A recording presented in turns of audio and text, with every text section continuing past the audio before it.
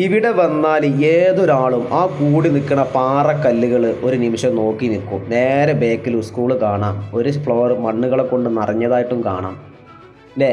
ബേക്കിലൊരു school. അപ്പോൾ എത്രത്തോളം അപകടങ്ങൾ ഈ സ്കൂളുകൾ തടഞ്ഞു നിർത്തിയിട്ടുണ്ട്.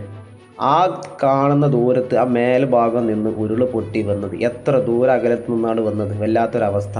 ചില കല്ലുകൾ കണ്ടാൽ നമുക്ക് പേടിയാവും. അപ്പോൾ നമ്മളൊന്ന് ചിന്തിച്ചു നോക്കൂ, എത്രത്തോളം ആളുകളുടെ മേത്തേക്ക് ഇത്തരത്തിലുള്ള വലിയ പാറക്കല്ലുകൾ വീണിട്ടുണ്ടാകും, ദേഹത്തേക്ക് ഉരുണ്ട് വന്നിട്ടുണ്ടാകും. അപ്പോൾ എത്രത്തോളം വേദന സഹിച്ചിട്ടുണ്ടാകും. വല്ലാത്തൊരവസ്ഥ. ഇവിടെ വന്നാൽ ഏതൊരു മനുഷ്യന്മാരും ഈ ചെറിയ ഭാഗം കാണാൻ മാത്രം കഴിയൂ എങ്കിൽ പോലും അത് കണ്ടാൽ തന്നെ ഇതിൻ്റെ ഗൗരവം എത്രത്തോളം ഉണ്ട് എന്ന് ഏതൊരാൾക്കും മനസ്സിലാകും അല്ലേ? ആ നാട്ടിലെ ജനങ്ങൾ ആരും കാണാനില്ല. അവരൊക്കെ എങ്ങോട്ടോ പോയിണ്. അവിടെ ആരെയും കാണാനില്ല. കുറച്ച് അവരിൽ എണ്ണാവുന്ന ആളുകളെ മാത്രമേ അവിടെയും ഇവിടെയൊക്കെ ഒന്നിങ്ങനെ കാണുന്നു. 2-3 ജീപ്പുകളും കാണാം അല്ലേ? നടുവ് കൂടെ ആണെങ്കിൽ എവിടെന്നോ നിന്ന് ഒലിച്ചു വരുന്ന കുറച്ച് വെള്ളം ഇന്നും അതേ ലെവലിൽ ഒലിച്ചു പോയിക്കൊണ്ടിരിക്കുകയാണ്. ആ വലിയ പാറക്കല്ലുകളൊക്കെ കണ്ടാൽ ഒരു നിമിഷം നമ്മൾ നോക്കി നിൽക്കും അല്ലേ?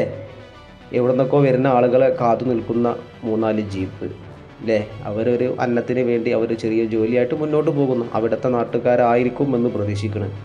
എന്തായാലും കുറച്ച് മാസങ്ങൾക്ക് മുന്നേ വന്ന അതേ സ്ഥലത്തേക്ക് വീണ്ടും ഒരു വട്ടം വന്നപ്പോൾ കാണുന്ന അവസ്ഥ, കുറച്ച് യാത്രക്കാരൊക്കെ ആയിട്ട് ഉപജീവനം നടത്തുന്ന കുറച്ച് ജീപ്പുകൾ അല്ലേ? ആ ഒരു പാലം എത്രത്തോളം വലിയ ഉപകാരമായി. ഏതൊരാണെങ്കിൽ കൈയാണെങ്കിൽ ഇവിടെ വന്നൊന്ന് സന്ദർശിച്ച് പോവുക, നമുക്ക് നല്ലതിനായിരിക്കും. Okay, by.